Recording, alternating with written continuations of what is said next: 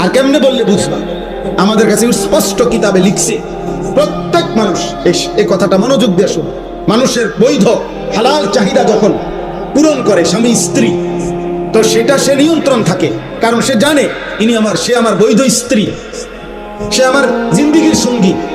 কিন্তু হারাম যখনই যে যেখানে নিজের হাত দ্বারা হারাম চাহিদা পূরণ করুক, অশ্লীল দৃশ্য দেখে পূরণ করুক, আর হারাম নারীর সাথে হারাম প্রেম হারাম সম্পর্কের মাধ্যমে পূরণ করুক, ওই নাফরমান, ওই মানুষরূপী জানোয়ার, ওই চরিত্রহীনের নিয়ন্ত্রণ থাকে না।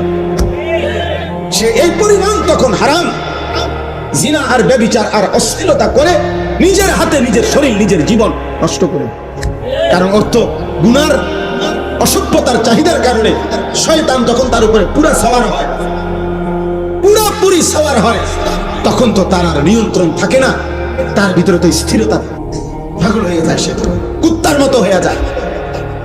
এই জন্য তোমরা অল্প বয়সী ছেলে, তোমরা দাঁড়াও এখানে সোজা, তোমাকে বাচ্চা মুরব্বীরা এখন দেখুক, তোমরা 100 ছেলে দাঁড়াও, তোমাদের এত কম বয়সী ছেলে 18-20 বছর মাত্র, চেহারা আরেকটু নাদুস নুদুস থাকার কথা, আরেকটু সুন্দর থাকার কথা, কিন্তু তোমরা এত কম বয়সী ছেলের সাফা এত ভিতরে কেন, চোখ এত ভিতরে কেন?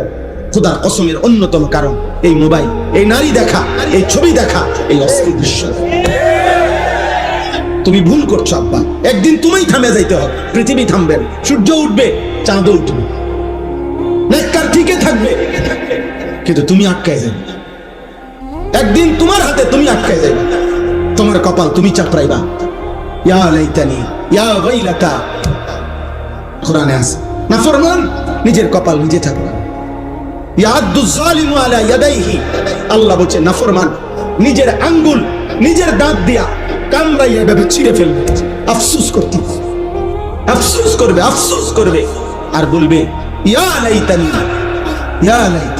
লাম আত্তাখিজ ফুলানান খলিলা, আহা হায় হায় হায়, আমি যদি অসৎ তাকে, ওই নষ্ট চরিত্রের লোকটাকে, ছেলেটাকে, মেয়েটাকে যদি বন্ধু না বানাইতাম,